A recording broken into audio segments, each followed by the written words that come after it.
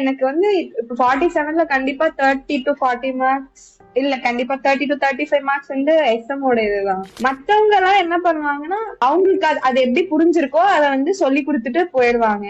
நான் படிச்ச இடத்துலயும் ஒருத்தர்கிட்ட போனேன். இங்க எப்படின்னா இங்க வந்து first of all ICI material மட்டும் தான் ஸ்டிக் பண்ணிருந்தீங்க. அண்ட் அதுதான் ரொம்ப தேவை. நான் அட்டென்ட் பண்ண அந்த ஆடிட் அண்ட் எஸ்எம்ல ஃபுல்லா ஐசிஐ மெட்டீரியல் தான் நீங்க எங்களுக்கு வச்சு டீச் பண்றதும். பட் அதுலயே வந்து நீங்க நோட்ஸ் கலெக்ட் பண்ணீங்க தனியா ஒரு டீம் வச்சுக்கிட்டு. அந்த நோட்ஸ் வந்து ஆக்சுவலி என்னன்னா ஐசிஐ வந்து ஆன்சர் ஸ்கிரிப்ட்ல கொடுத்திருந்த கண்டென்ட் என்ன எதிர்பார்க்கறாங்களோ அதுதான் வந்து நீங்க அந்த நோட்ஸ்லயுமே ஒரு டாபிக்மே நோட்ஸ் கரெக்டா இது போதும் இந்த டாபிக் அப்படின்னு ஹைலைட் பண்ணிருந்தீங்க.